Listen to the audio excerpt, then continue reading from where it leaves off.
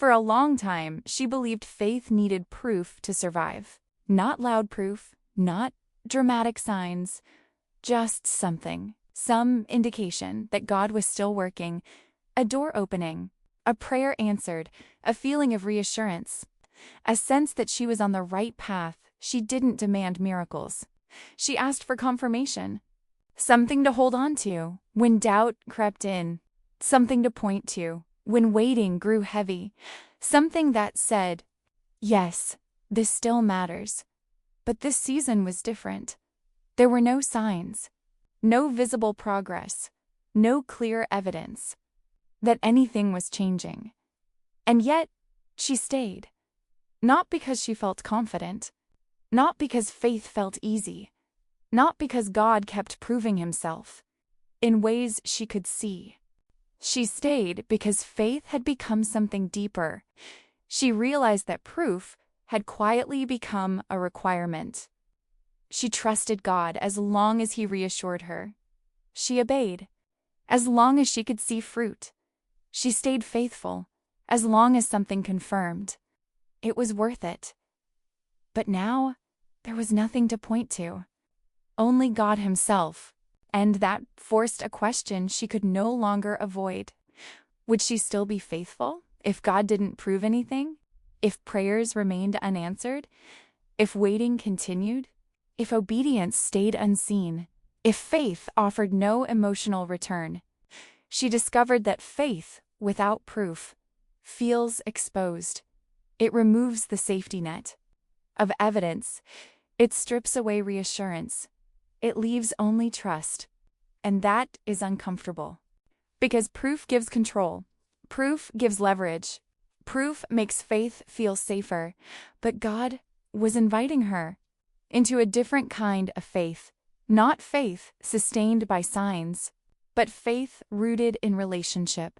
Not faith that demands evidence, but faith that rests in who God is.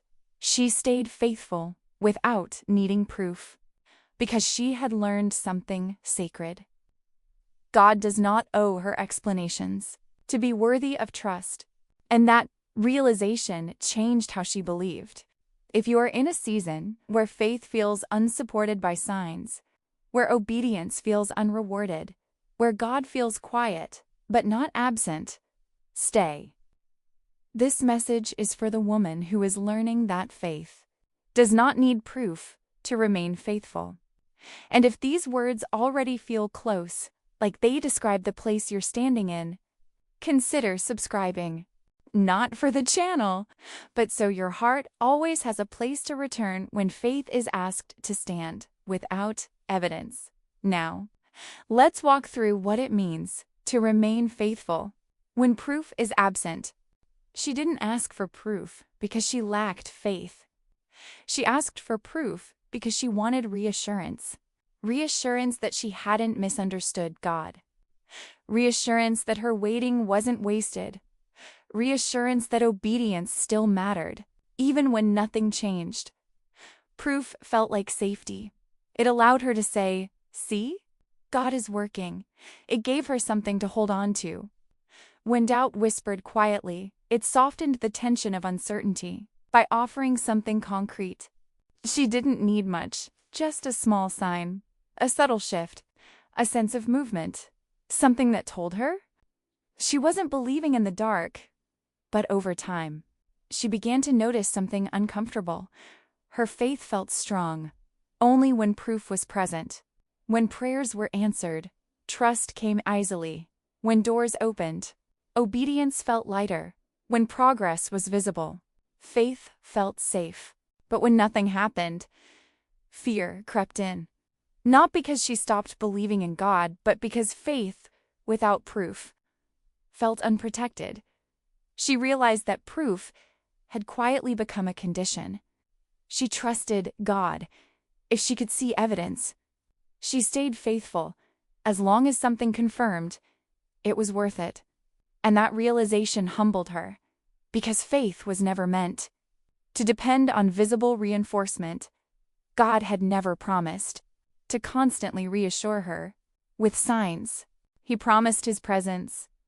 She began to see that proof offers temporary comfort, but it cannot sustain faith long term.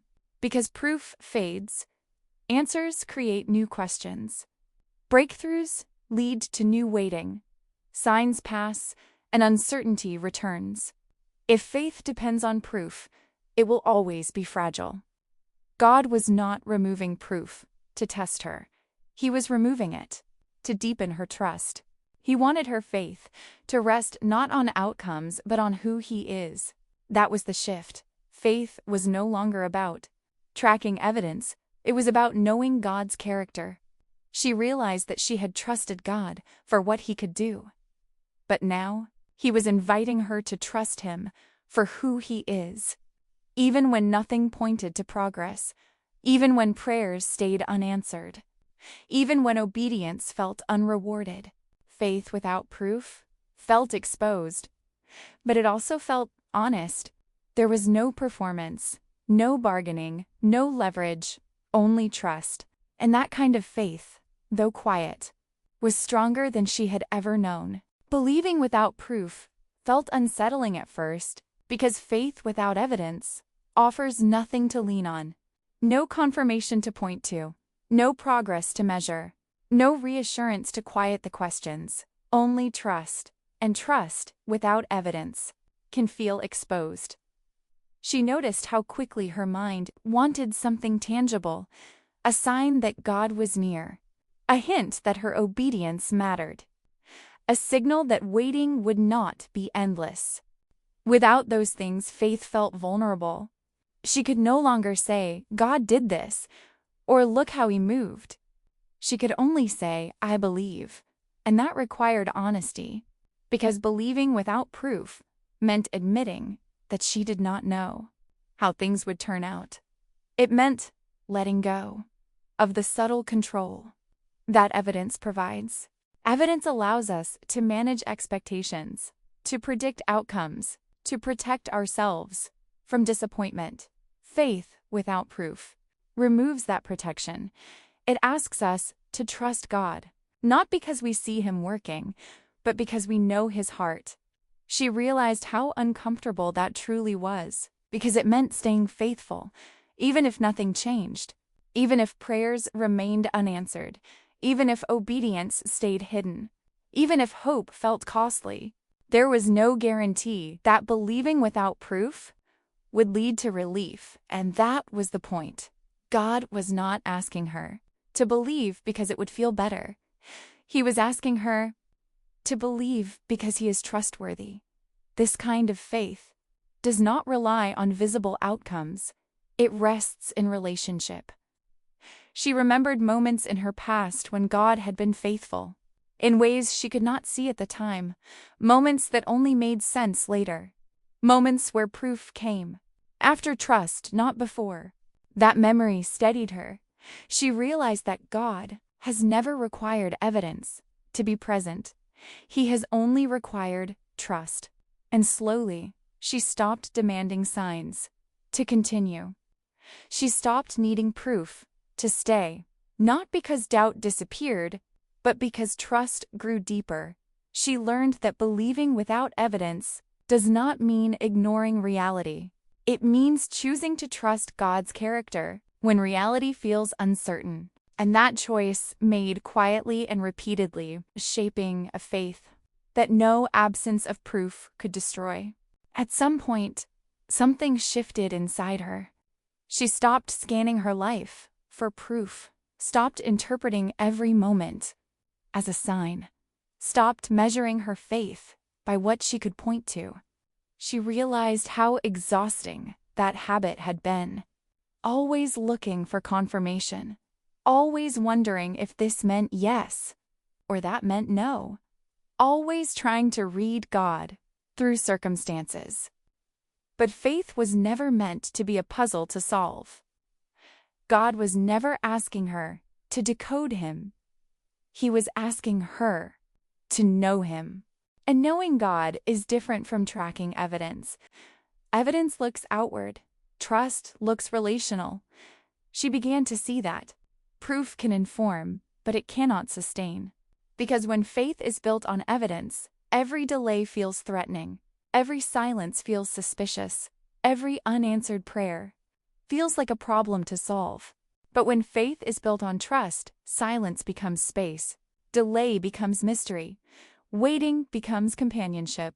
She learned to sit with God without asking Him to demonstrate Himself, to pray without expecting reassurance, to obey without asking for confirmation. This did not make her passive. It made her present. She stopped asking, "Is God still working?"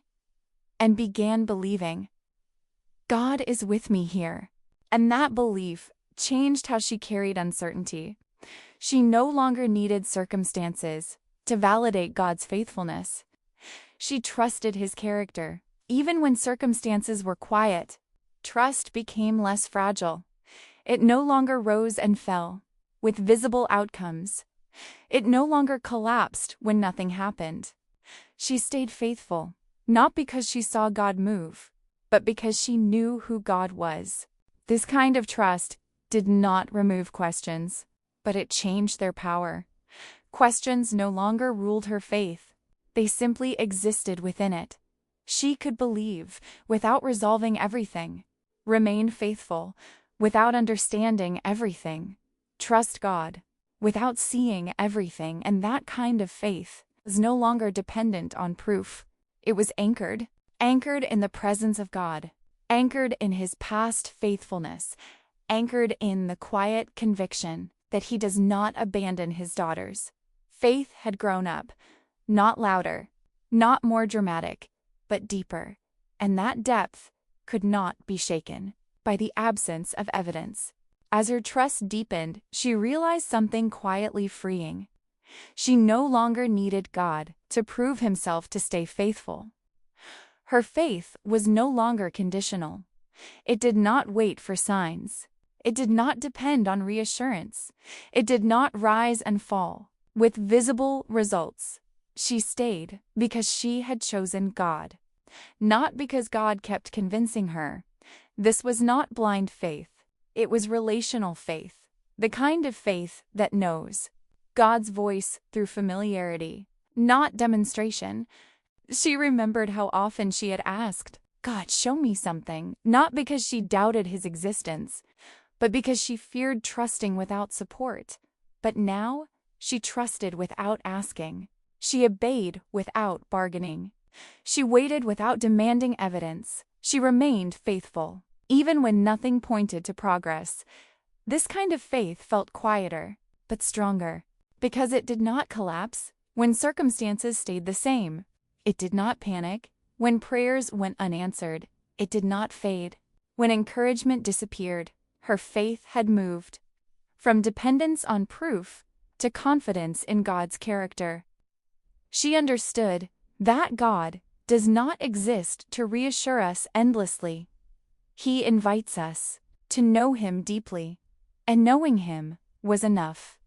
Faith no longer felt like something she had to defend. It became something she lived in silence, in obedience, in consistency. God was no longer someone she needed to check on. He was someone she trusted to be present, whether she could see it or not. In the end, she didn't stay faithful because God kept proving Himself. She stayed faithful because she knew Him. She learned that faith is not sustained by evidence, but by relationship. That proof may encourage, but trust sustains. That God does not owe signs to be worthy of devotion, and that staying faithful without proof is not weakness, it is maturity. If you are in a season where faith feels unsupported by signs, where obedience feels unrewarded, where God feels quiet, but not absent, let this be your reminder.